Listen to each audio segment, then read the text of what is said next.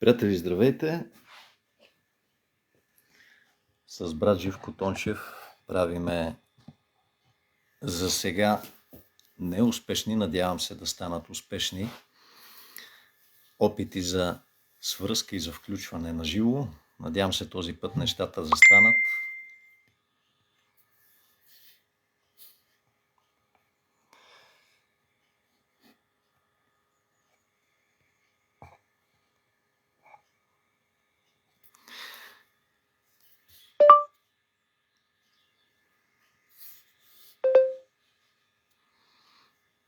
Братко, изпратих ти покана, би трябвало да я приемеш, видиш, а ако не, просто кандидатствай за видеото. Аз вече съм онлайн, така че направо кандидатствай за да те включа.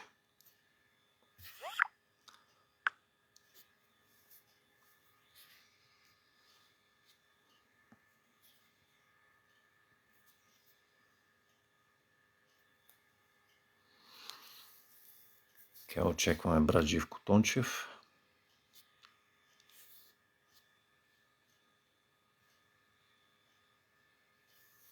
Така да го видим. Нали така ще стане.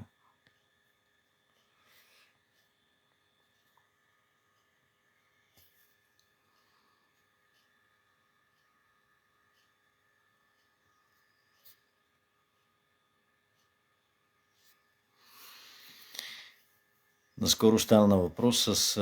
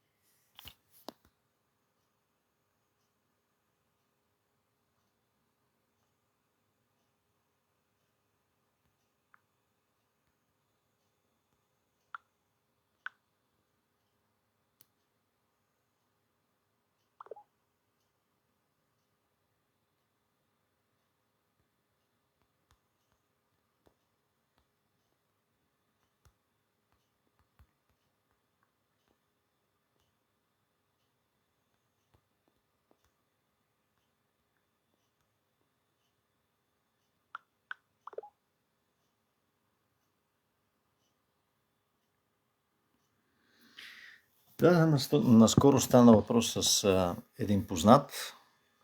Той е по-младо момчето. И аз не знам от тук как да го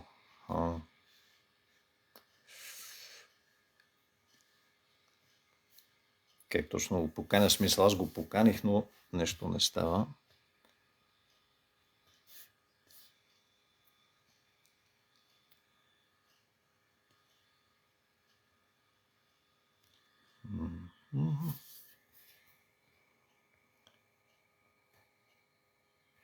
Да, на мен ми изписва, че е поканен.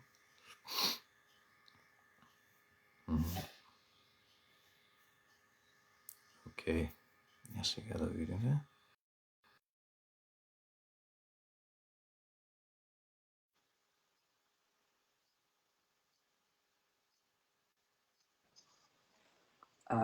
Този път се получи. Този път се получава. Да. Защото ми излезе вече съм поканен и за това. Голяма битка с тази техника, голямо чудо. Важното е, че стане. Аз не те виждам обаче. Или ти искаш така да е? Не ме виждаш ли? Да, при мен е напълно тъмна долната част. При тебе двете части светли ли са? Да. Окей. Ами, защо не ме виждаш? Аз какво друго да включа? Ти включил ли си камерата? Значи аз се виждам себе си и теб виждам. Така ли? При Камера мен никъде не ми дава да включа камера. Аз включих ти като ме прати да, сега последно и тогава я да. включих камерата и аз вече се виждам себе си и теб. Обаче защо ти не ме виждаш? Това е нещо, дето Не виждам какво да направя друго. добре, защо така? Do you want to stop going live with Vladimir? Не. Значи, leave block. Cancel. Тянко, здравей. Виждаш ли Живко както мене? Смисъл, връзката добра ли е, защото при мен е абсолютно черно отдолу. Тянко, може ли да кажеш дали при тебе всичко е наред? Един коментар да пуснеш. Не. Окей. Ами, Виждате се и двамата. Значи, така ли? Мария пише, че се виждаме и двамата. Значи при теб може би нещо. Ясно, ясно. Добре, ми дано да стане записа тогава. Окей. Как си, братко? Благодаря Богу, малко бях болен, настинал ме от времето, от неспане и пътувания, но съм добре вече. Благодаря Богу. Ясно. Ти обикаля служиш. Не. Помагах на дъщеря ни, която има 2 малки деца с малка разлика и... И живи, здрави да си. Да. Така че гледах внуци известно време, припомних си какво е било на младини. И да. Но съм доволен, че в един такъв труден момент трябваше да помогна. Значи аз си слушах няколко пъти нашия първи разговор и това, което ми направи впечатление е нещо, което съм търсил винаги като обратна връзка от така наречените Божии служители. Като казвам така наречените, нямам в предвид в кавички някакво такова негативно обвинение към тях или осъждение, но като общност, като да кажем група от Божии служители, към които и аз също бях като проповедник, като пастор. И искам да ти кажа малко за себе си, защо всъщност излязах от тая група, нали, да не се получава, че само аз ти задавам въпроси, пък в същото време ти не знаеш едва ли не нищо за мене. С съпругата ми се оженихме 99-та година, 97-та година аз повярвах в Господа. Преди това няма значение какво е било, затворена е врата, общо взето мрак, тъмнина, непознаване на Господа, свои пътища и всякакви глупости. Повярвах в Господа по време на така нареченото едно голямо съживително движение, което вероятно и ти го знаеш в България. Идваха много западни проповедници, западни такива пастори, които като че ли дадоха основата на много протестантски, на много евангелски църкви в България и не само основата, не само началото, но като че ли образец на служене. За близо 5-6 години в нашата църква, значи аз повярвах при Георги Бакалов, няма начин да не го знаеш. Първо беше Истина от Сион, след това нещо друго, накрая беше Прелом. И общо взето това, което мога да кажа за себе си е, че да, определено имаше така наречено Божие присъствие, определено да, ставаха чудеса, знамения, имаше такова power preaching, както се казва, нали, мощно, силно проповядване, емоционално проповядване от, да кажем, Божия дух. Но това, което сега си давам сметка и виждам като особено негативно е, че на нас не ни се предаваше благовестието такова каквото е. Ние бяхме млади хора, повечето. Значи бяхме на около 22-3 до 30 години. Естествено имаше и по-възрастни хора. И сега, когато гледам най-различни снимки на мои връстници вече над 50 и години в Фейсбука, това, което виждаме, че над 80%, може би 90-90% от хората са оставили вярата. Оставили са Господа, не вярват и са в света. По един или друг начин, по една или друга причина. Аз нямам правото и въобще не ги съдя за това нещо. Тъжно, много тъжно, да. Да, но като тегля чертата, дори не осъждаме Георги Бакалов, Емил Старейшински, Калуян Кордоманов за доста глупости, които видях да правят, но искам да съм ползотворен, а не толкова критичен в този разговор. И искам да кажа следното нещо, че ако след близо 30-30 години, когато се тегли чертата, на едно служение се вижда, че даден служител не е могъл, не е успял, и това не е толкова към него, колкото искам да ме разбереш правилно. Това е по-скоро като че ли към системата. Защото за мен лично след толкова години, особено когато пастирувах една малка църквичка в Перник, аз започнах да разбирам, че има огромна разлика между това да се придържаш към традицията, към кълъпа, към неделното богослужение, неделната литургия, към установени образец и в един момент да започнеш да излизаш като че ли от релсите и да влезнеш в живота на вярващите и да позволиш те да влезнат в твоя живот и по този начин да се установят едни страхотни връзки на приятелство. Връзки, които да доведат в един момент до установяването на доверие, взаимопомощ и то по естествен начин, не чрез някакви организирани такива неща, нали, днес ще ходим да помагаме или къде си, а абсолютно спонтанно и импулсивно. И в един момент аз започнах да осъзнавам, че ние се намираме в изпълнение на Божията воля. Тоест, ние наистина ставаме това нещо, което Библията казва.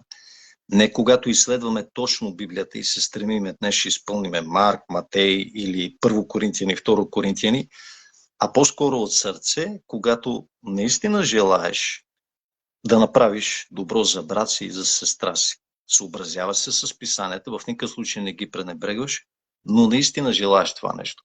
И така, моята, може би, забележка към цялото това нещо, към цялата структура на съвременните евангелски 50-ни протестантски общности е, че има много голяма вероятност цялата тази съвременна църковна система, първа точка, да не е библейска, и втора точка, да не довежда до освещаване на светиите по начин, по който те да са готови за идването на Исус. Нека да си взема нещо, само да записвам за секунда.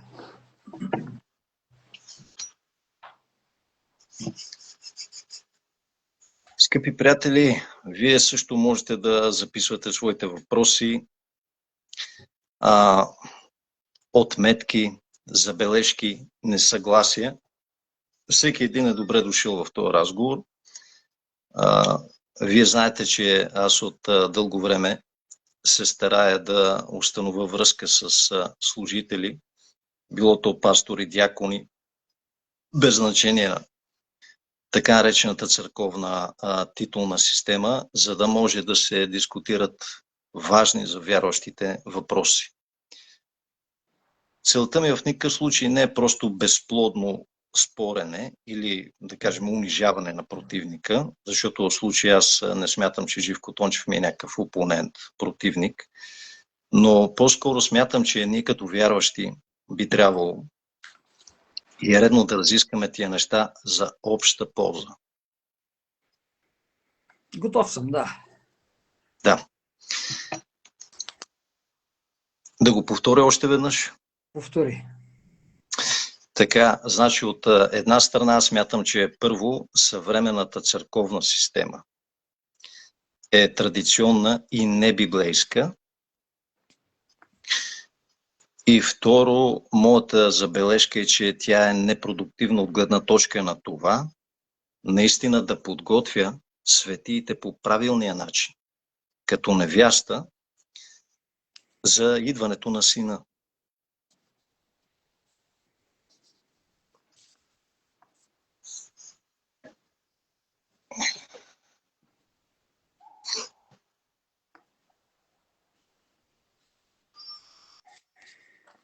Ами, даваш ли ми думата да говоря?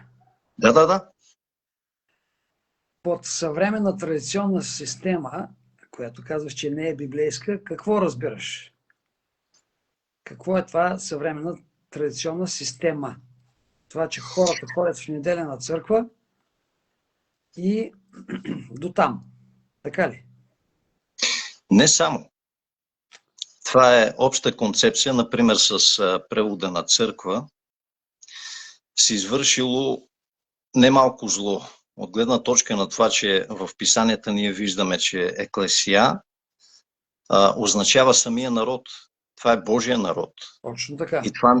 И това не е задължително тази институционална система, Да. в която днеска ние виждаме така наречени църковни постове, било то пастор, било то епископ, било то презвитер и така насетне. От друга гледна точка, самия начин за подготвянето на светиите не е спрямо този, който апостолите са предписали, защото основното в служението на апостолите първо не е чрез проповед, а чрез личен пример. И винаги е било по-скоро в тясно общение, в близко общение, въз основа на приятелство, въз основа на развитие на взаимоотношение, по-скоро, отколкото официално в някакъв храм, някъде, където някой, който има някаква духовна позиция, да изнася лекции. Да, съгласен съм с теб. В смисъл, че то първо един говорител или проповедник, ако не дава личен пример за това, което говори, думите му нямат стойност. Нали, ако аз говоря, вие трябва да проявявате дълготърпение, а пък аз съм нетърпелив и груб, нали, то е далече от духа на Христос. Или ако казвам, хваля и издигам себе си, а Христос казва, аз съм, научете се на смирение от мен, защото съм кротък и смирен по сърце. Тоест, ако има разминаване между личния пример и думите, естествено, че тези думи нямат тежест. Защото лекар изцери себе си. Ако проповедника първо не живее това, което говори, то е напразно. Просто всички виждат и преценят и най-лесното е да се каже, хубаво ги говори, ама виж какво прави. Сега, точно. Да. По отношение на това, днес мащабите са малко по-различни. В смисъл такъв, че едно време едва ли църквите са били по 100-200 човека. Те са били малки групи. Когато са по времето на апостолите, когато се заражда християнството. Сега и аз започна нашата църква от една домашна група, която се събираше в нашия дом. Но в последствие, това 90-те години, когато се разрасна групата, се преместихме в едно малко клубче, после в по-голяма зала. Днес, слава Богу, с Божата милост имаме си сграда, и която, нали, дава ни известна сигурност, защото преди сме, как да кажа, отиваме да се събираме в зала и те ни казват, затворена е залата. Но същевременно, за да има тази близост, имаме в църквата ни и групи, малки групи, така наречените малки групи или домашни групи. Някои се събират в домове, някои се събират в църковната сграда, в различни места, в различни дни, когато е удобно на всички. И в тази малка група човек има възможност да задава въпроси, да служи или да му послужат. И по този начин има това близко общение. Но аз съм забелязал, че по-скоро е избор на самите хора, на самия вярващ, доколко близко иска да бъде. Не мога да кажа на някой, ти трябва непременно да идваш в група. И трябва да си кажеш живота. И да се разкриеш. Не може. Не може. Да. Аз Ще е малко странно, нали? Значи при нас Така, има, примерно, ние организираме различни събития. Примерно, сега тази събота имаме мъжка закуска. И се събираме мъже, но аз виждам, че има мъже, които не идват. И въпреки, че правим достатъчно съобщения, насърчаваме ги, много добре минават събиранията, но години наред има някой, който избира и не идва. Нали, на служба е там, но не идва на такива по-малки събирания. Или пък не ходи никъде в малка група. Което, значи, всеки избира до какво, колко близо да бъде до някого и да, нали, ти като си близо, вече ставаш по-открит. Така че съвременната църква, сега зависи, нали, колко близо може да бъдеш според мащаба. Нали. В една църква от 300 души няма как да си много близо с всички.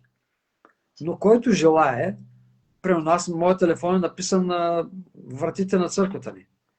И всеки може да да, го това ми прочете. направи впечатление, между другото, Да, като дори го каза. някой от Да. улицата може да го види и да ме звънне и евентуално да се срещнем. Нали, аз не съм с охрана и не се крия. Така че в това отношение съм на разположение. Същевременно обаче, ако някой не желае, няма как да му каже, ей, аз трябва да те видя, ако няма причина за това. Да, съгласен съм с теб. Може ли до тук няколко отметки на това, което ти каза, бързи като пояснение? Така, първо, относно мащабите на Първата църква, искам да кажа, че в Деяния на апостолите са записани свидетелства за присъединяване на хиляди към апостолите. Например, в Деяния 2.41 пише, че в същия ден са се прибавили 3000 човека. Те са Аз не били знам в кръстни. Да, да. Така. Но Но в това същото означава ли, време, че всички те са били в една църква огромна от 2000 души? именно, значи тук стана въпрос именно за концепцията за църква. Защото специално моите изследвания, това, което аз, нали, съм разглеждал като понятие, като идея, като концепция на апостолите за църква, не е това, което в последствие ранните учи установяват като църква. Първо, има един интересен превод на святите писания, на Библията, който е свързан с еврейските корени. Аз много го препоръчвам. Това е така наречената Complete Jewish Bible. Авторът е Дейвид Штерн. И той е един от малкото хора, които се приближават към наистина, ако може така се каже, хибреистичните, както някои казват, еврейските корени на понятието еклесия, и това е еврейската дума гахал, което означава народ. Тези хора, които са се прибавили към Месията, не са се присъединявали към някакво църковно служение. Те се присъединявали към народът, който Месията е изкупил с кръвта си. И ако преводачите наистина започнат да има страх от Бога и да излезнат от традиционното превеждане на еклесия като чърч, като кирхе или гемайнде на немски език, да, или на български език като църква, а го заменят с Божий народ и събрание на този народ, тогава ние се приближаваме към концепцията за заветност с Бога и за общност. Например, писмата на апостол Павел към коринтияни са към всичките, които са в Коринт. Той не ги е разделял на моя, на твоя църква, на тази църква и на она църква. Също е към ефесяни, към филипяни, към солуници и така насет. Което говори, от друга страна, за единност между самите апостоли и вярващите на база на благовестие. Такова благовестие, такова служение, такова понятие за Божието царство днес няма.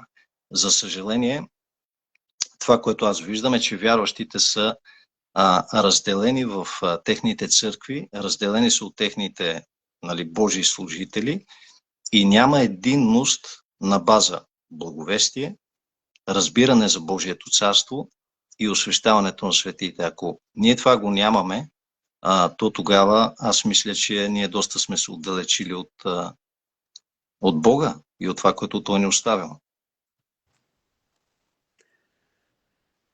Аз съм съгласен с това, което казваш, че но реално погледнато този модел е дошъл поради това, че вярващи трябва да се събират.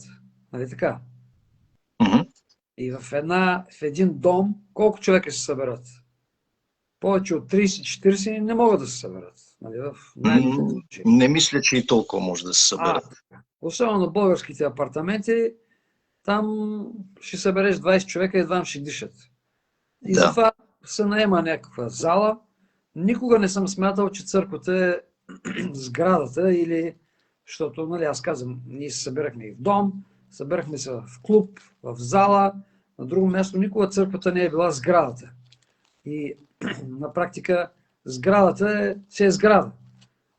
Църквата е хората. Нали? Това още от самото начало съм го и проповядвал, че църквата са хората.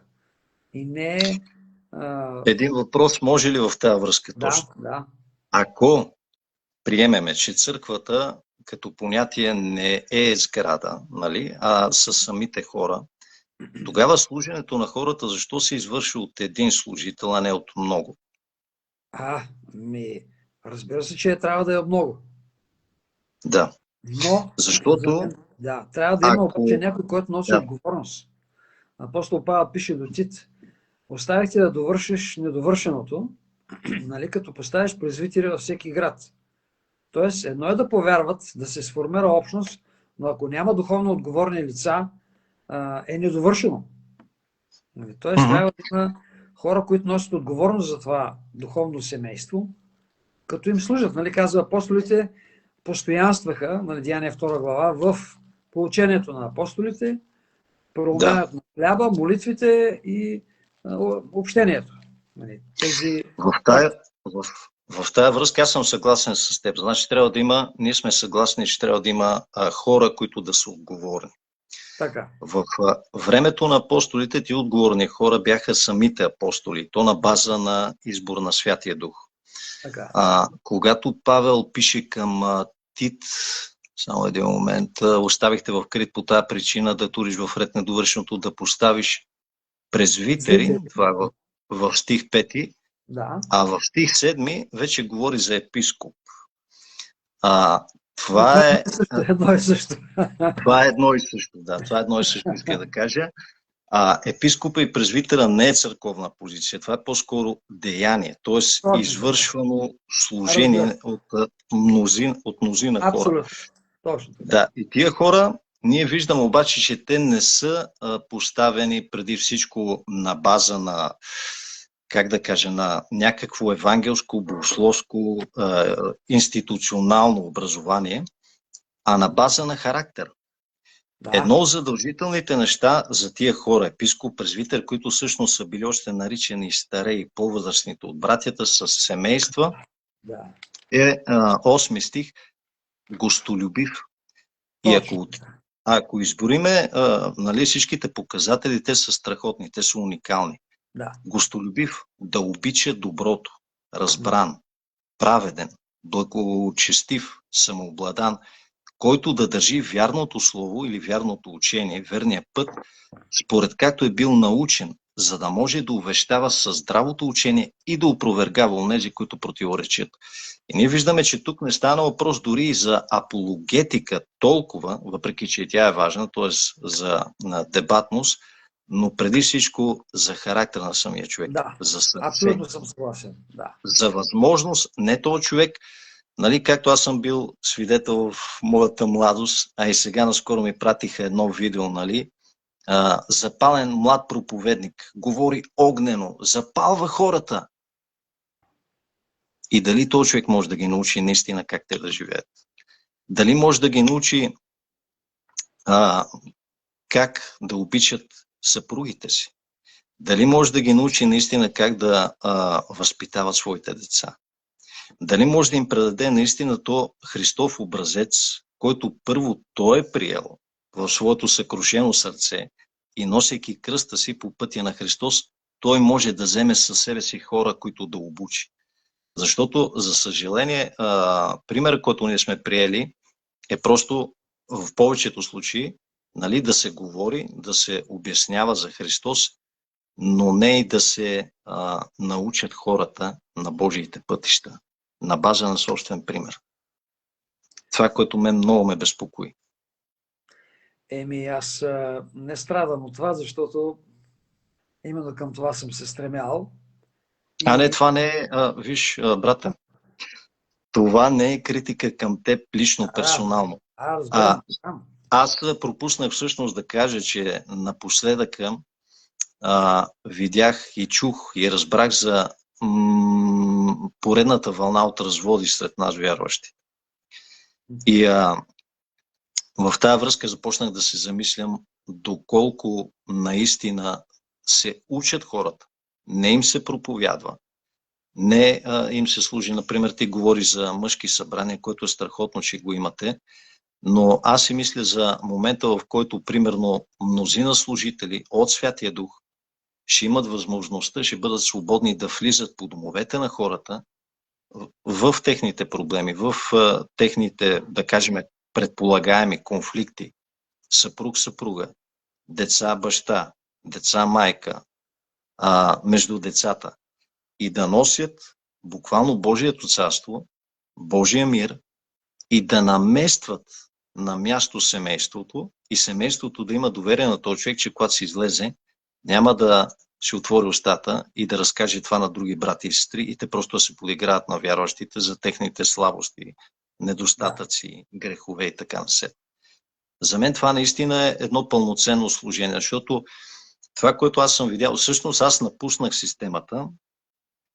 След един конфликт бях поканил децата, младежите в апартамента си. Ние живеехме в Перник и това беше поредният път, в който те идваха. Де факто те идваха не за да им проповядвам толкова, колкото заради взаимоотношението, любовта. Децата ни бяха малки, излизахме на разходки около понякога 10 човека от най-различни възрасти и беше наистина страхотно. И тогава стана конфликт с другите мои съработници, защото те смятаха, че отнемам възможността на младежкия пастор той да проповядва на младежите и те забраниха на младежите да идват при нас, при което доста наскърбиха децата, защото те имаха установени взаимоотношения с нас, които не смятаха, че по някакъв начин вредят на тия младежки служби и така насетне. И тогава аз се замислих и си казах, добре, ако това наистина благославя тия деца, тия тинейджери, ако това наистина ги изгражда по един нестандартен начин, защо това да е проблем за тази институция, за тази система? И започнах да се замислям относно това дали Павел е действал по този начин, дали имал такъв дух, дали имал такъв начин на мислене, такава концепция. Или Павел наистина е желал установяването на Божието царство в живота, в съзнанието, в философията, житейската философия на хората, което е много по-важно за мен, според мен. Аз мисля, че за съжаление ти си попаднал на харизматични, надарени водачи, които обаче са нарцисисти и които той е пример, за който говориш, го нямат. И не е толкова, ти казах в началото, че системата. Аз пък мисля, че не е системата, ами личността. Защото един човек, който милее за Божието дело, той не е виждан от системата, защото една система, тя може да поставя някакви определени граници, нали, богослужение, молитвени, посещения и от този род неща, но по-скоро всеки един служител си има своя духовен образ. И дори бих казал, че според служителя и самото общество е устроено, сформирано, организирано по даден начин. Нали? Някой, който е за мен слаб водач, той се страхува да не го засенче някой. И точно затова точно това прави. Нали? Че не допуска други да не му вземат от стадото. Аз съм свободен и казвам на хората, нови хора, ако дойдат, казвам, питам ги от коя църква са, или ако са новоповярвали, казвам, има и други църкви, намерете църква, където вие ще се чувствате, че това е вашето място, защото ние сме различни като хора. И сега, Да. някои църкви имат, аз забелязвам това, ориентирани са към преживявания, което поставя, пак има слово, но словото е малко по-назад. Тоест, най-важно е да преживееш Бога. А пък аз смятам, че нашата вяра не е основана на преживяване, ами на Божието Слово. Ако някой има преживяване, А то защо? ние Да. сме А защо разрешили това. мислиш така? Кои части от, да кажем, документа на Новия Завет те карат да мислиш в тази посока? Как? Нашата вяра е основана на Божието Слово, а не на преживяване. Защото един може да каже, аз почувствах духа, почувствах тръпки, аз настръхнах, после ми, аз пък нищо не почувствах. Нали? Един Тоест, казва, ако може... да, ето, чувствам Да. Божието присъствие е тук. Какво чувстваш? Какво значи чувстваш? Ти се разчувствал, примерно, от някаква песен и Бог значи, че е тук. Ма ти може да настръхнеш и се разчувстваш на концерта на Dire Straits. Нали? Ти пак ще настръхнеш Да. и на светски изпълнители, пак ще... Нали, за мен това се чувства, а пък всъщност нашето следване на Бога е въпрос на решения, а не на Тоест, промяна. ако мога да те допълня, ако има някакви усещания или да кажем преживявания в духа, те би трябвало по някакъв начин да доведат и до плодове на духа в характера на този човек. Да, и абсолютно. ако нямаме плодовете в характера на този човек и ако нямаме в крайна сметка новорождение, промяна или поне стремеж към тази промяна на база на кръста на Христос, на база на познаването на Господа. И според мен тук е много, много важно, че всъщност, нали, се говори за духа на Исус и писанията говорят безспорно за Святия Дух, обаче Святия Дух не би подействал противно на писанията, не би подействал така, че да се похули Христос, не би подействал така, че да разруши живота на вярващите, да ограби вярващите финансово, да ги измами, да злоупотреби с тях. Наскоро слушах един пастор, който се молеше за разчупване на силата, на магии, които са направени върху вярващите, защото сега забележи бяла магия, разчупване, черна магия, разчупване, червена магия, разчупване, унго-блед, това е африканска магия, разчупване на африканска магия, разчупване на магии, които водните духови изговаряли върху вярващите и също така се молеше за разчупване на магии върху вярващите, които са направени магии от събрани изрязани ногти на вярващите и от техните остригани косми. И аз в един момент се замислих и си казах, този човек, наистина, сърдечно, този човек каква представа има за завета, който Бог Всемогъщи е направил с хората посредством проливането на кръвта на единородния син. Явно това е нещо много слабо, след като някакви магии на водни духове надделяват над вярващите и ние се нуждаем от такъв специфичен вид молитва. Да. Това е просто наистина нямам думи. Аз съм приел едно правило от това, което Библията говори, аз говоря, което мълчи, аз мълча. Не виждаме никъде такива практики от апостолите. Нито виждаме наставления в писанията, разчупвайте магии, нали, правете това или това. Нали. Верно, четем, че те вярващите събраха книгите там, които бяха голяма сума и ги изгориха. Нали, точно такива окултни книги.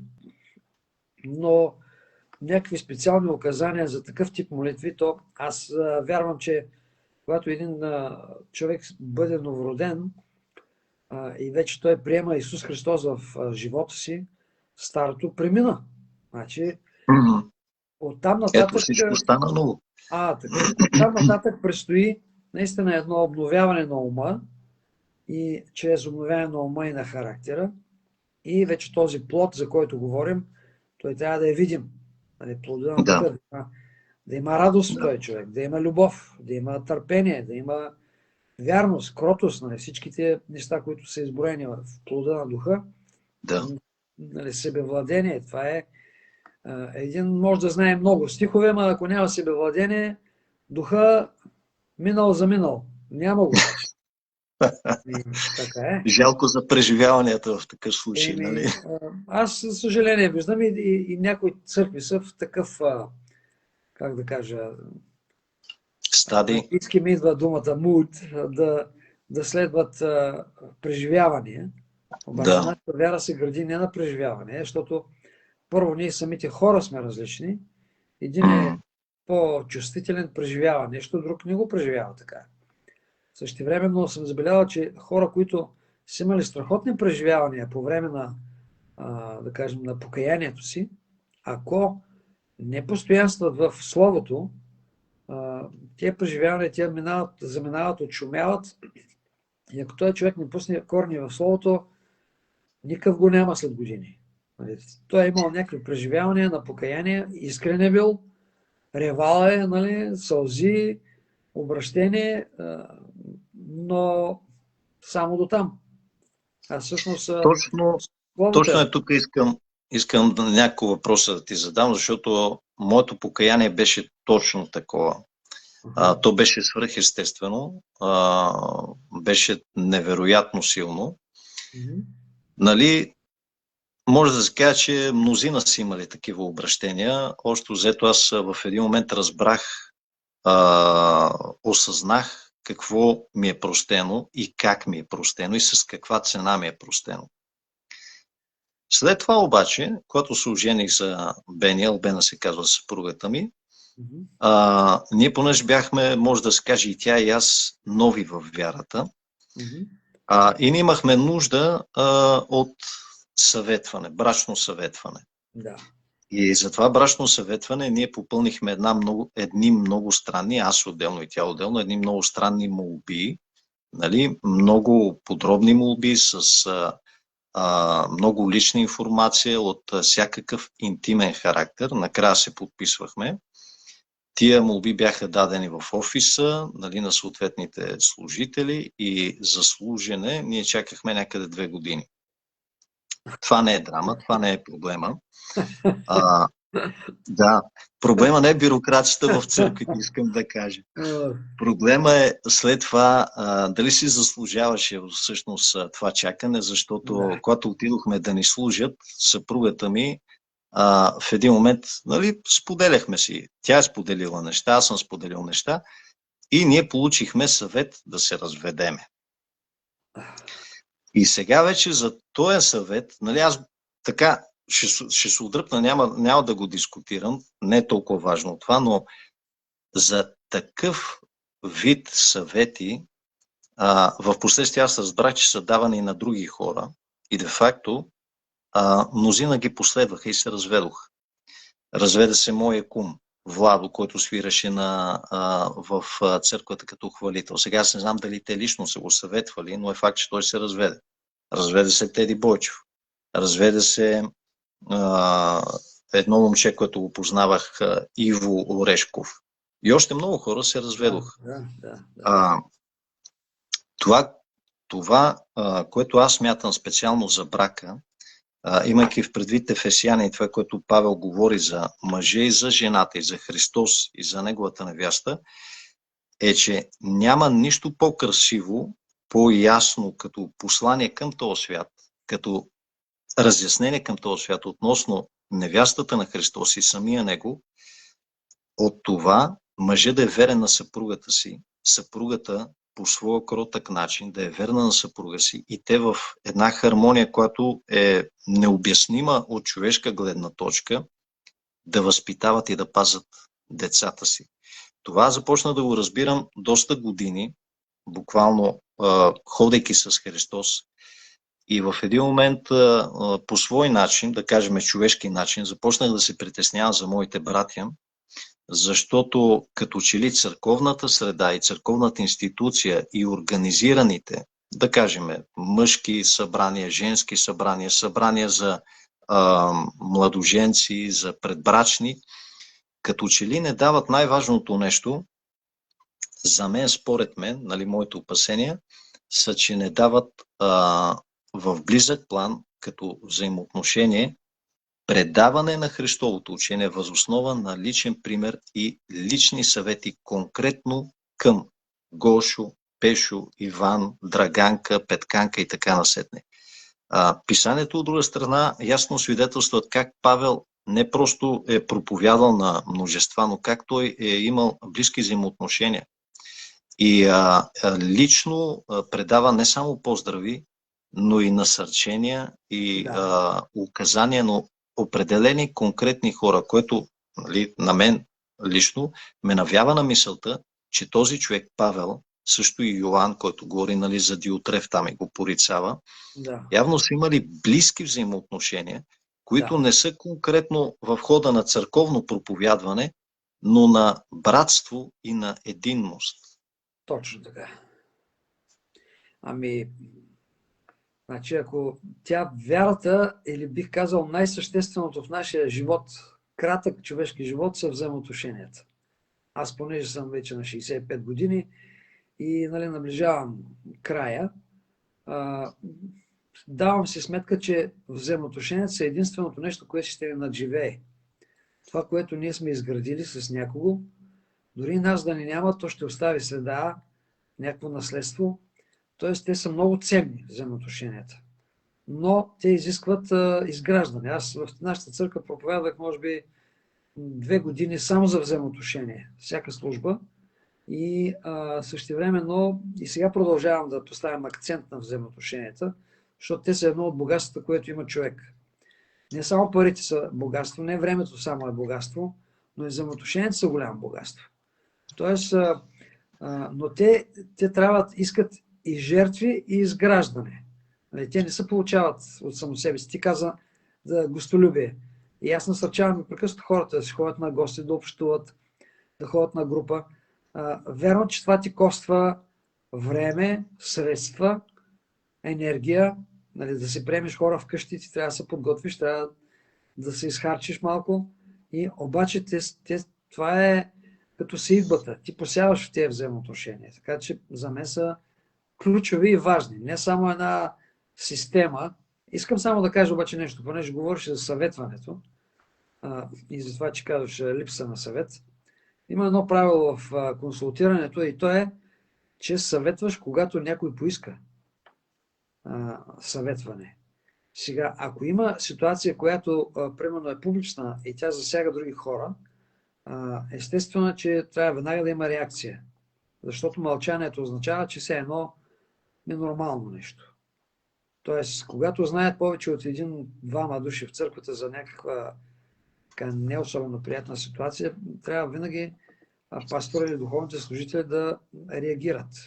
Тоест да имат разговор, но същевременно, ако някой, нали, гледаш в някое семейство нещо, за мен факта, че някой получава едно знание, то знанието задължава, носи отговорност. Ние, ако видим нещо, което е добро, можем да насърчим, да похвалим.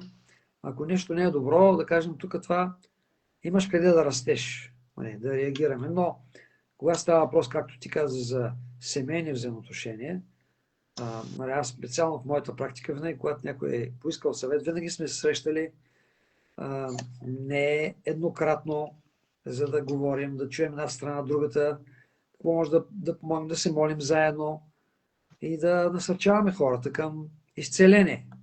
Това е същевременно. Аз тази неделя даже говорих засегнах една от точките ми беше изповедта. Защото така, изповядайте един на друг греховете си и се молете един с друг, за да оздравеете. Нали така, в Яков. И именно тази изповед, тя не е да говориш на който е на срещата ти, да знаеш, брат, аз имам проблеми с порнографията, на който видиш да му разказваш къде, какво имаш проблем. Но да си избереш хора, които са духовно зрели, които искаш да стоят с теб и те поемат отговорност с теб, заедно към изцеление, към растеж. Но пак трябва да има сигнал от самия човек, от самото семейство, да кажат, имаме трудно време. Ако се забележи, че наистина имат проблем в взаимоотношенията, някой е много груб или нещо друго, може да му се каже, тук забелязвам това и това, но съвети се дават на който пожелае. От тази гледна точка смяташ ли, че служенето или, как да кажа, естествените връзки на вярващите по домовете, като семейство с семейство, веднага ще дам пример за какво стана въпрос. Мои брати и сестра, вярващи с деца, имат сериозен проблем и са в процес на развод. Едни от вярващите, които познавам и за които се опитвам, нали, по някакъв начин да им служи и да направя всичко възможно, за да се запазят. Така, те ходят на църква, нали, и това, което пастора ги е съветвал е, понеже жената имала нужда от повече служение, да отиват на още една църква, като той на нея е препоръчал към кой пастор да се обърне, да посещава още едно служение. Гледайки на тази позиция от моя гледна точка, аз се очудвам защо не е освободен потенциала на еклесията, потенциала на самата църква към това страдащо семейство. Например, познавам няколко семейства, които са в града, които са в непосредствена близост до това семейство. И те самите, нали, не са оторизирани служители, но като брати и сестри, те могат да отидат и според дара, според сърцето на всеки един от тях, те могат да окуражат, те могат да помогнат, те могат да изобличат. И като че ли има някаква много нездрава такава зависимост на хората от Божия човек, нали, от проповедника, от пастора, а в същото време самата еклесия, като организъм, като хора, като че ли не е използван този потенциал, не е използвана тая вътрешна сила и живот, който тя носи и съществува. Съгласен съм напълно с теб. Аз това Божия човек въобще не го приемам. Защото това значи, някой си Божия човек, вече той си пие кафето с Господ и трябва да го слушаме, защото Господ само не го говори. Значи, това е плътски неща, колкото искат. Същевременно съм забелязал, че хората не искат да се забъркват в чужди каши. Значи, има една приказка: горещи картофи никой не ще да ги измъкне. Виждат всички, че напълно разбирам, да. И сега някой си казва: те не се разбират, карат се, правят, струват тук, ама аз ще го оправям. И някой обаче трябва да го направи това нещо, да се погрижи за... И то най-вече не е да ги оправя, ами да търси изцелението.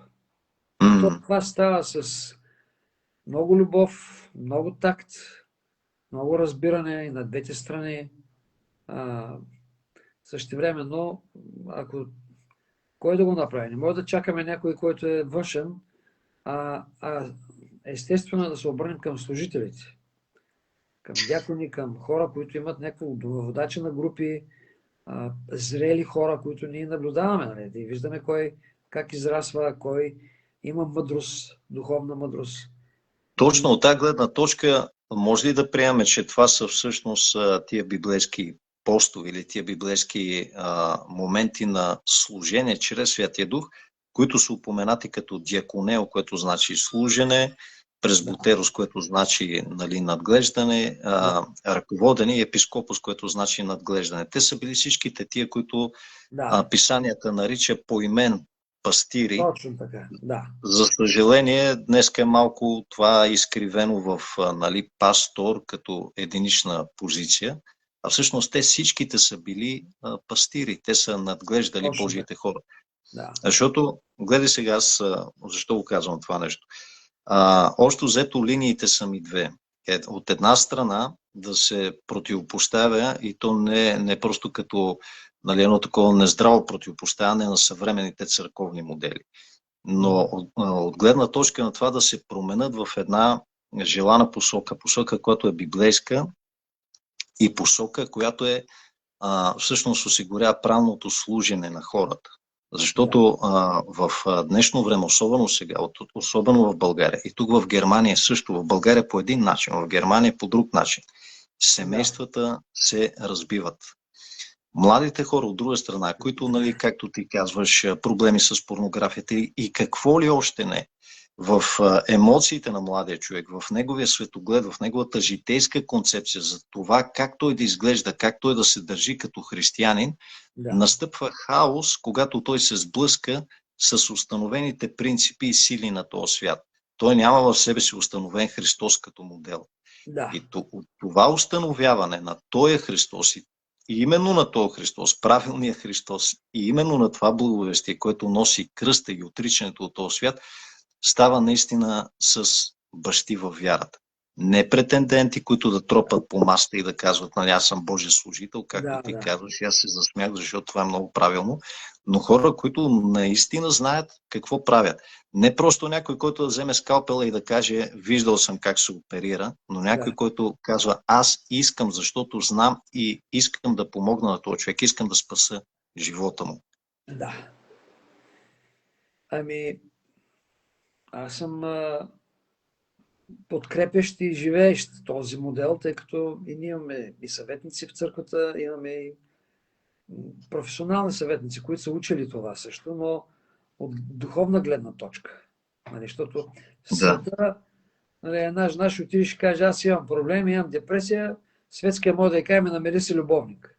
Нали, докато един съветник, който е вярваш, нали, той ще подходи от друга гледна точка, от библейска гледна точка и същевременно с любов, молитва и ще постави някакви, нали, когато съветва някой, ще му постави задачи, нали, които той да се променя. Не е въпрос само да изслушаш някой и как да ти се жалва от партньора си или от нещо, което той преживява. Ами, давай сега да им какво ще направиш ти. И по този начин едно здравословно съветничество с конфиденциалност, естествено, което, нали, това се случва от, пак казвам, зрели, мъдри служители, които трябва да ги има във всяка църква. Ето аз сега един месец отсъствах от църквата, нашата църква вървеше прекрасно, всичко си върви и без мен. Нали, и аз, това не ме смущаваме, напротив, много ме радва, че служенията си вървят, събирания. Сега ще правим за децата Лего град, който е възможност да се поканят външни деца, заедно с родителите си, нали, да имат и приятно и полезно време. Да. И търсим различни, как да кажа, инициативи. Варианти за инициативи. Те да бъдат както за сплотяване вътре в църквата, но така също и за разширяване на църквата. Да има извън църковни нали, мероприятия, които да дават възможност църквата да служи извън. Нали, дали чрез благотворителност, дали чрез, както ние правим публично четене на Библията, молитвени закуски и каним външни, нали, в случая молитвените закуски, ние каним управителите на града ни да присъстват. И интересно. Имаме си тема и тези молитвени закуски стават толкова добри, че вече стават желано място за, примерно, кмета не ги пропуска, омбудсмана на града, областния управител, директори на болници и така нататък, нали, на университети.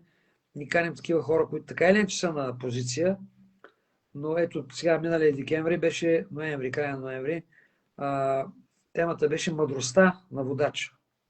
И ние им говорим за мъдростта, идва от страха от Господа е началото на мъдростта и познаването на Бога е разум. Разум.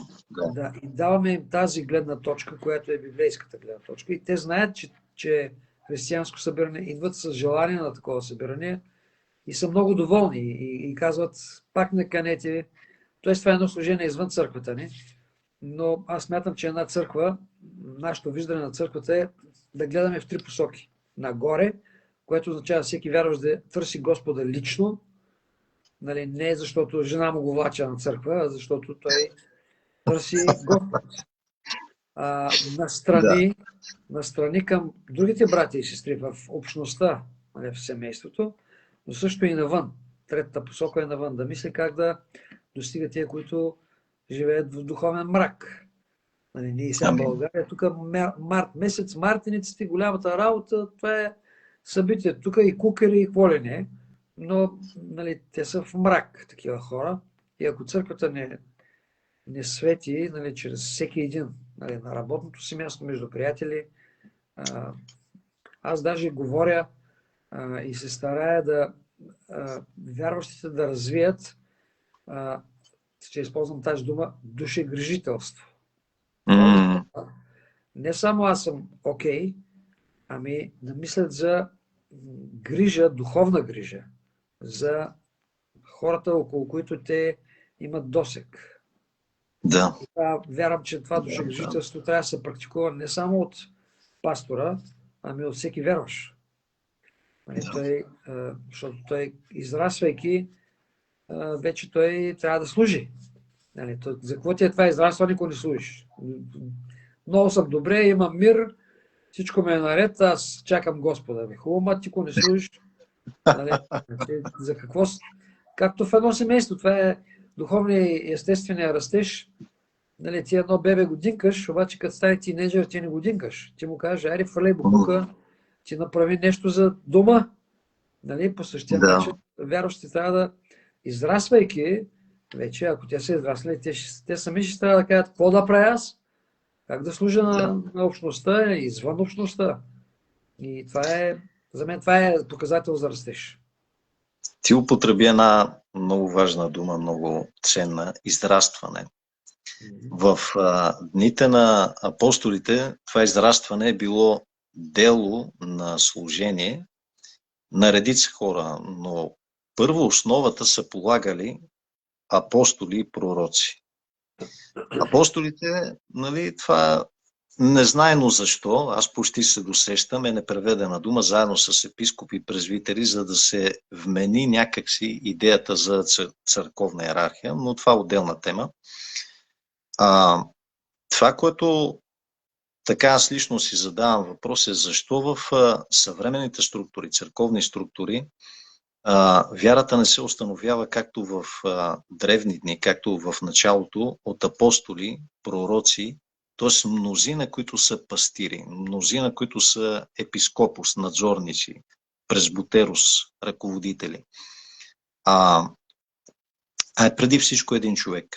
Не е критика към теб, просто въпрос. Да. Защо го казвам това нещо? Защото ако имаме едно благовестие, което да кажем като модел, като образец, като инженерен замисъл, Исус предава на апостолите и казва, това благовестие го предавайте. Да. И апостолите някакси, главно чрез католическата идея, концепция и служение на ранните отци и в последствие веднъж, като е влезнал в църковната традиция, то става част от християнството. Свети апостол Павел, свети апостол Петър. Да. И така се идолизира и така се като че ли поставя в култовост самия човек.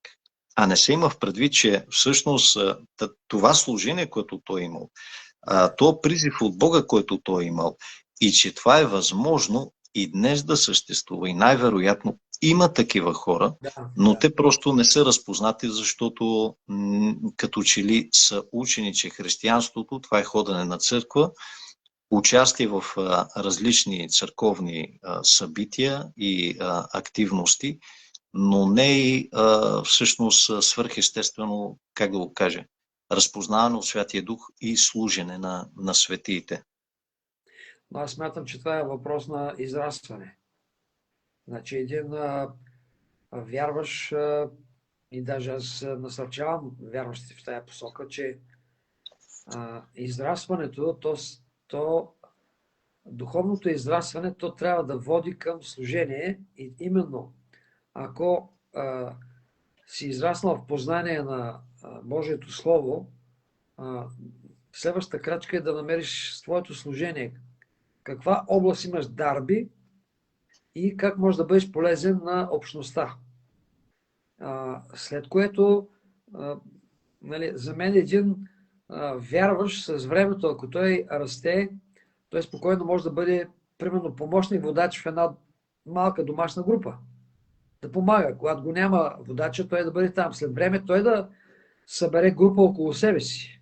Мисъл, той да бъде отговорен за тая група, да ги наставлява, обгрижва духовно, след което един водач на група може да стане спокойно и служител на някаква църква някъде, на някаква общност по-голяма, в някой град. Това е растеж на самото служение на един човек, който израсва. Сега се появяват много често такива, които казват, Здравейте, аз съм апостол Емин, примерно, някой си. Те обикновено ромите много обичат да се апостолстват. Как стана апостол? Бе? Нали, ти, бре, той не е В обикновено тази пастор. връзка, в тази връзка да те питам, ти за теб лично, конкретно, ти как би разпознал, т.е. какво ти разбираш под апостол, конкретно апостол? Сега ще кажа какво. За мен апостол е Да. някой, който отишъл и създал примерно 5-10 църкви в региона, ама той ги е създал. Не само намерил църкви и ги накарал да се регистрират под неговата деноминация и вече мисли, че това са моите църкви. Ти ли ги създаде? Ти ли благовества? Нали, апостол, ма той отива в един град, стои там 1-2 години, говори благовест, събира се общност, после се мести на друго място, събира друга общност, после след известно време пак минава да ги нагледа. Има презвитери там, които се грижат. Значи апостола, той има точно това, точно това е призив. Апостол може да бъде някой, който се гледа няколко църкви, няколко общности и същевременно се грижи за духовното им здраве. Като е един, нали, духовен старей, духовен баща и на самите служители там, и на самите пастори. Нали, и аз имам църкви, които ме считат искат да се съветват с мен и се споделят нуждите и така нататък, но не съм си направил визитка апостол Живко Тончев, защото не е нужно да се парадира с нещо. То служението говори за човек. Нали, сега дали си сложиш титла или не, и се пишеш, или нали, сега другото е модерно епископ. Нали, той е епископ и президент, той е също, но аз съм епископ, нали, от сан. Демек, аз съм повече от един пастор, аз съм епископ. Добре, чудесно, слава на Бога за тебе. Но това означава, че ако се мисли съвременното значение на епископ, че значи, той ще се грижи за няколко такива общества, които ще ги наблюдава духовно, какво са, да живее с проблемите им и да... Нали, това е... Титлата, тя е... Не е важно титлата. Важно е какво се върши за Господ и в крайна сметка за мен това е апостолството. Някой да е създал и да се грижи, да обгрижва общества. Нали, не е да е само закотвен за една общност, но да има няколко общности, които той ги непрекъснато наглежда, общува с пасторите им, съветва ги. Това е апостолство за мен. Значи апостол е някой, който всъщност има плода на апостолство. Да. Ако може така да се каже. Тоест не претенцията. Да? Да. Той за пастор е така и за дякон е така. Всичко е самото служение. Нали, аз съм много служение. Ако казва, искам да съм дякон, защото тогава ще съм едва не по-уважаван. Ти си служи с това служение, пък ние ще го видим, ще разпознаем и когато трябва ще те ръкоположим за дякон или за пастор или за каквото и да е. Ти каза една много важна дума, разпознаваме. Да. Писанията също така говорят в тази част, както самия наш Господ Исус от Назарет, така и апостолите свидетелстват в писмата, че е изключително важно за вярващите да разпознават, да са внимателни, да внимават, да изпитват нещата. Да. Съгласен ли си обаче, че в повечето църкви вярващите не са обучавани в тази част от учението на Исус? Тоест, ако, нали, казвам ти пример, например, този човек, който ти казах, че се моли за разчупване на магиите, той е пророк, нали, той слага пред името си пророк Росен Илчев, се казва, там за изрезките от ногти и коси и въобще магиите и така насетне. И ми направи впечатление, че аз понеже исках да се включа на живо в тия негови молитви, това проповядване, и повечето от вярващите погледнаха на това нещо като на изключително невъзпитано, грубо вмешателство в времето на тяхното богослужение, което е разбираемо от една страна. Да. Но това, което мен ме притесни, е, че нямаше мнозина, които заедно с мен да не са съгласни. Дори да не искат включване онлайн, нали, да го изобличат този човек и да му кажат въобще ти какво правиш, нали, какви са тия глупости. Но просто да кажат, дори аз не съм съгласен. Да. Повечето от хората, нали, ти знаеш какво обикновено се пише. Слава на Бога, амин. Амин, слава на Бога. Защо днес вярващите не биват обучавани разпознавани в критична оценка? За мен трябва, аз съм го правил неведнъж за служителите, но, нали знаеш, когато има някои обаятелни, харизматични личности и като че ли това надделява. И обикновено в служението на един нарцис и на един лъжеучител, той не говори само измами. Той говори и хубави неща. Говори истини. И точно там е трудното, че Точно. наред с истините се прокрадват и някои... в мирото има мухи, брат. Аз така го наричам. Ама аз парфюм с умрели мухи вътре няма да си купя. И миналия път го каза това. И миналия път го казах и сега го казвам, че точно това се получава. И именно това води до някакво... карай, други пък имат някакво суеверие, не дей да говориш против Божий служител. Нали, ги е страх да кажат нещо, че не са съгласни, защото да не би... Нали, пък има и такива велики проповедници, които ако някой говори против мен, да знаете, и започват да заплашват, проклинат и вярващите на част от тия, за мен, недостатъчно зрели вярващи, много лесно приемат това и се страхуват да изобличат, когато има нещо нередно. Светва им лампата, мълчат си. Или пък... Затова аз мисля, че е отговорност на зрелите водачи. И аз скоро провокирах примерно учението на просперитета, което не е библейското учение. И аз разговарях с водачите на Евангелския алианс в България, че те трябва да излязат с становище. Да. Не този или онзи, нали, или моят син да прави видео, или някой друг, а е редно, нали, тия, които, ако ти си председател на алианса или на някакъв съюз, ми излез с едно становище. Нали, кажи това е не библейско, това е пагубно. И обаче, нали, по-лесно да не го правим, да се скатаем там да минем. Но всъщност това е отговорността на водача, че той като види някой лъжеучител, нали, пастира като види вълк, вика вълк и излиза да се би с вълка, той не чака овцете да се оправят. Нали, ти какъв пастир си, ако ти виждаш, че едно. Сега има шугави овце, които ти им казваш, що си е вълк, обаче те, не е вълк. Той е много хубаво ги говори. Кой ги прави такива? Не може да ги нати. Нали, аз правя становище, знаят моето мнение за някого, примерно, но те си го обичат да го слушат. Примерно. Сега по интернет може да слуша всеки. И си казваш, хубави работи говори. Добре, аз обаче съм спокоен, защото с времето, както каза Христос, всяко скрито нещо ще излезе на видео. Абсолютно. И ще се види. Както и предишните Бакалов, Цолов и всички там, които бяха отбори, които бяха наистина харизматични лидери и говориха и хубави неща, и полезни неща, и хора се покаяваха и обръщаха, нали, чрез тяхното служение. В един момент с времето се вижда всъщност какво има вътре в човек, какви мотиви има и какъв е плода. Значи плода той не се вижда веднага, но времето показва плода. Да.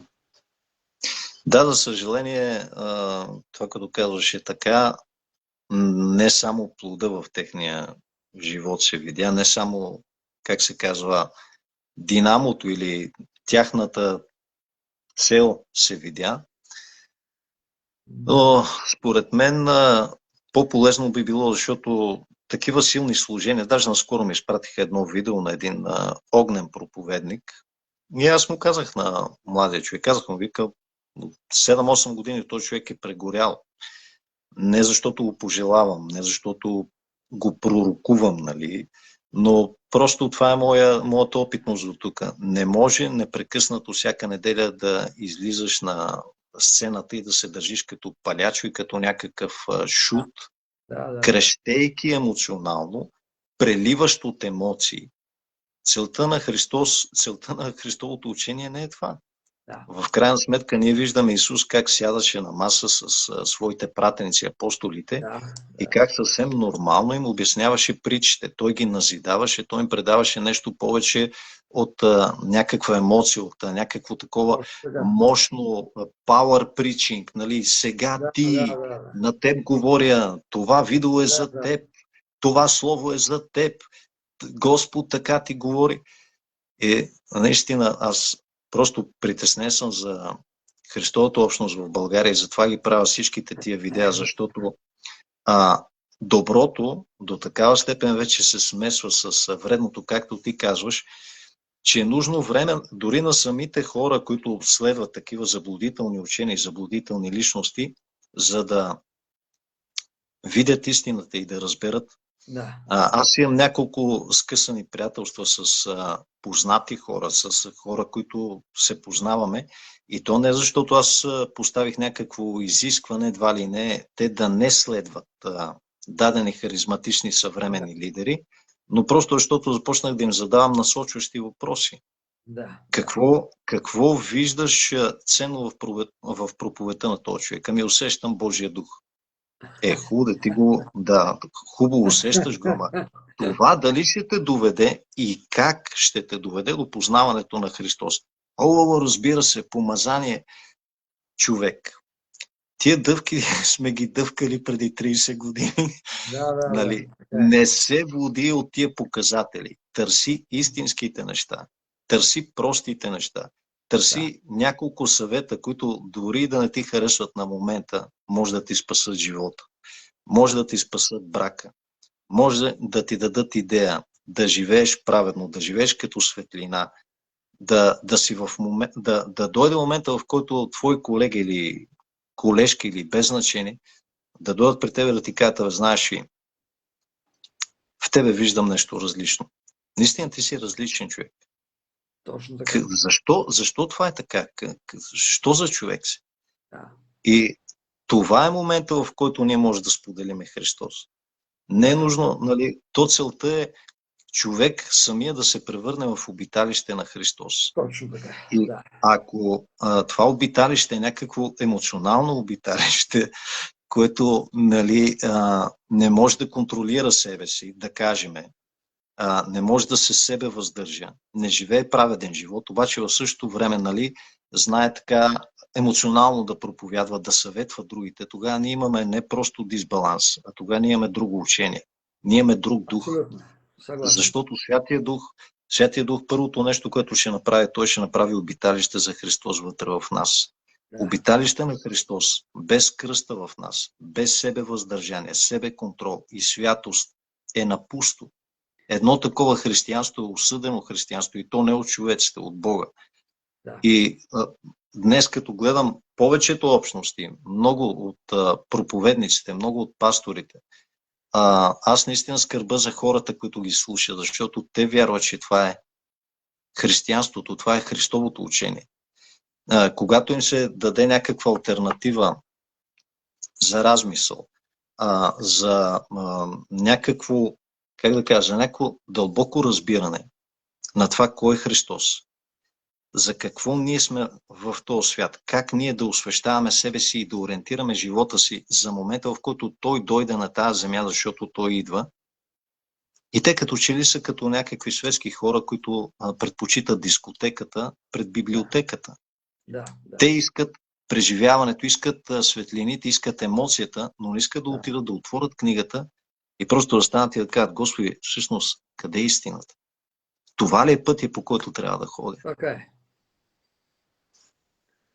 Аз даже, знаеш какво съм така споделил с хора, които са служители, нали, те са единици в църквата ни, и включително и към моя син, който и той служи.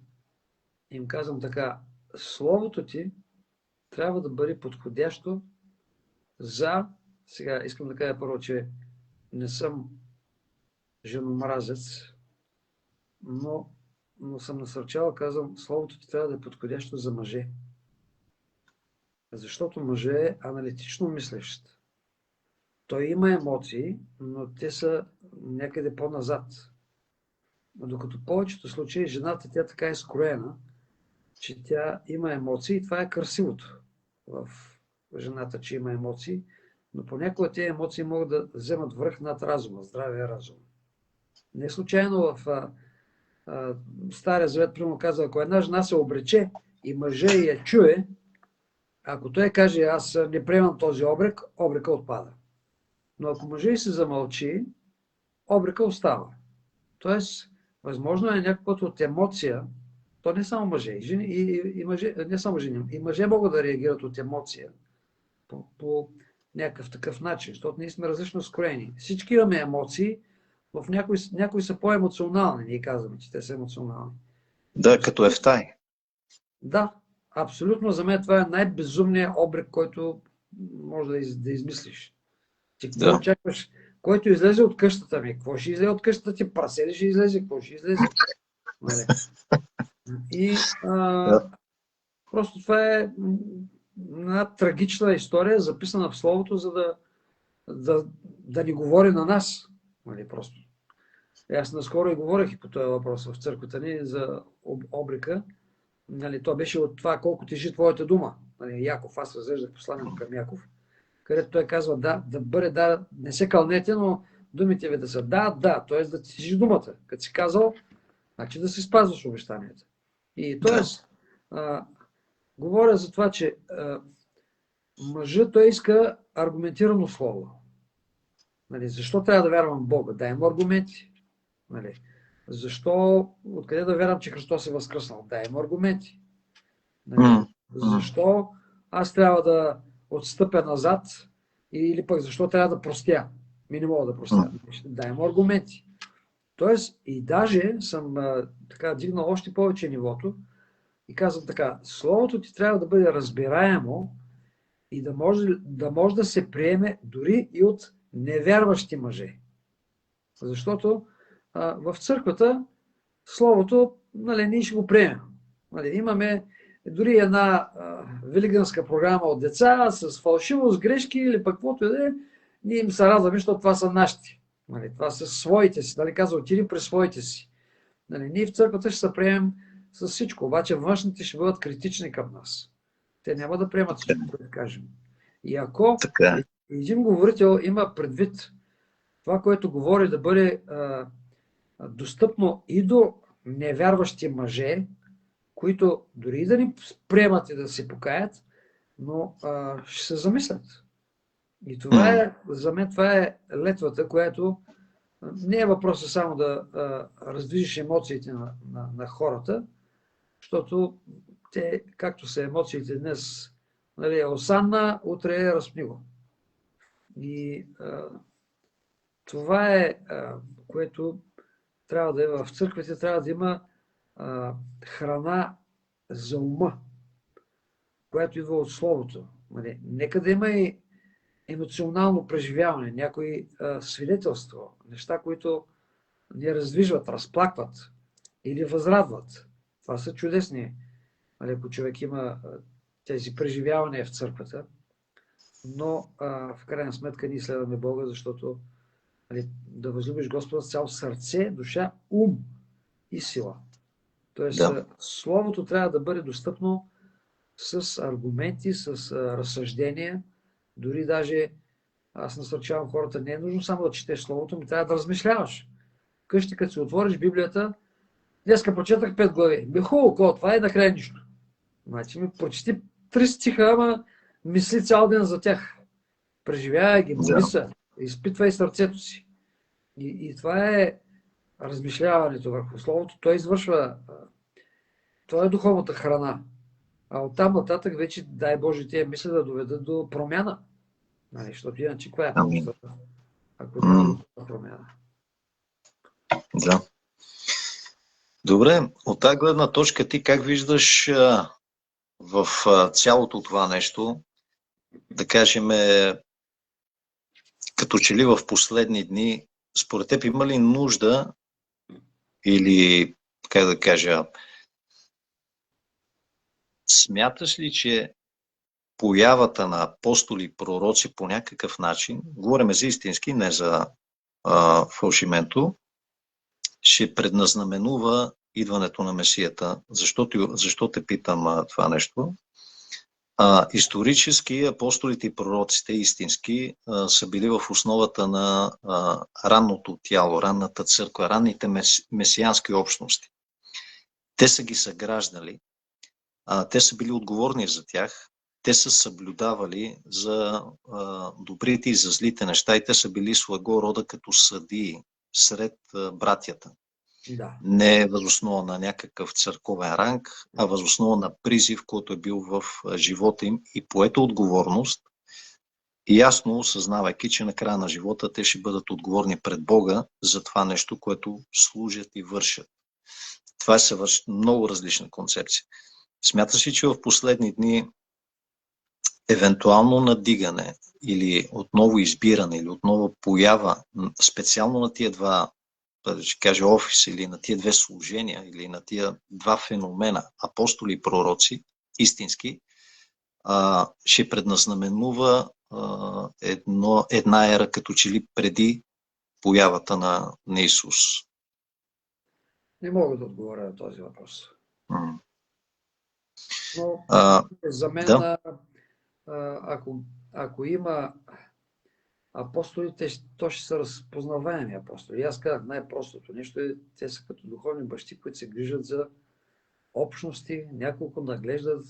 Ако има пророците, те ще насърчават и вдъхновяват вярващите към близост с Бога. Това е. Точно. Пророка това прави. Аз вярвам, че нашия призив е да бъдем светлина, сол, но да бъдем и глас. Йоан го питаха, ти какво казваш за себе си? И той каза, аз съм глас, който вика в пустинята. И аз смятам, че това е предизвикателство и за служителите. Сега аз не наричам себе си пророк, но наричам тези събития, които ние правим, както правихме манифестация за традиционното семейство, публично четене на Библията. Това са, аз ги наричам пророчески актове, които са глас към обществото, към народа. И именно това, дали някой си сложи титлата пророк или не, не е най-важното. Не, аз не говоря за титли. Но да има глас. Да. Вика, защото аман от титли, както се казва. Да. Но наистина този говоря глас за... да бъде пригответе път в сърцето си за Господа. Това е гласа. Именно. Да. Защо ти го казвам? Казвам ти, защото в момента в интернет, например този Росен Илчев, пророк Росен Илчев. Да. Нали, вероятно той би се сблъскал много остро с такива истински пророци, които биха излезнали от естествените граници, в които съществуват християните и биха влезнали вероятно в публичен конфликт. Значи не говоря за някаква проява на лошо отношение и поведение и така насетне, но говоря за този сблъсък, който винаги е съпътствал истината и лъжата, тъмнината и светлината, истинския Божий служител и псевдослужител. Например, в второ писмо на Йоан самия казва за Диотреф, той обича да първенствува, забранява на хора, които ние ги изпровождаме, да занесат послание, да влезнат, държи се безобразно, така че когато дойде, ще му се възпротива лице в лице. Също казва и Павел, той казва, идва ми да дойда с тояга при вас. По-добре обаче за вас да дойда с кротък и смирен дух. След това той казва, че имало хора, които казват, той на писма е много силен, много голям, такъв. Но като дойде личното му присъствие, не е толкова силно. И той казва, тия хора, когато дойда, ще им потърся лична сметка, лице в лице. Според мен, апостолите и пророците не толкова като някакво феноменално такова поява, но по-скоро като издигане отново на тази Божия истина, влизайки в същото време в конфликт с множеството съществуващи лъжеучители, Да. лъжи пророци, лъжи апостоли, лъжи пастири. Точно от тази гледна точка. Отделянето на истинските Божии овце и изграждането им и подготвянето им за идването на Божия син. Защото това, което нали, в разговора с теб ми прави много приятно впечатление, добро впечатление, че ти мислиш точно в тази разумна насока на подготвянето на светиите, изграждането на хората и в крайна сметка това, което ни очакваме, идването на Исус. Не е просто нали, как да си уредиме живота, Да. но уреждайки живота си, ние се приготвяме за идването на Господа. Да. Привършваме, нали? Да, благодаря ти за участието, оценявам го много. Бог да благослови теб, Аз се верен радвам, и ти и си всички. глас също, за да... То когато има... Забелязал съм, че обикновено някои, които са по-кресливи, като че ли тя ги слушат, а пък кротките и смирени хора не са кресливи. Обаче смятам, че трябва да има глас, който да се издига и от хора, които са принципни, библейски ориентирани, защото иначе наделяват гласовете на тия, дето викат повече. А пък не винаги тези викат силно, викат истина. Ако ние знаем, че нещо е праведно пред Бога, не трябва да мълчим. Но, нали, но да издигаме глас. Кое е истина, кое не е. То това правиха пророците и въобще да събудят хората. Абсолютно. И аз смятам, че Точно. зрял вярващ и служител трябва да бъде и глас. Амин. Амин. Благословение на теб и дома ти. Благодаря за поканата. Да се надяваме, че нашите разговори ще имат добър плод. Аз също на това се надявам.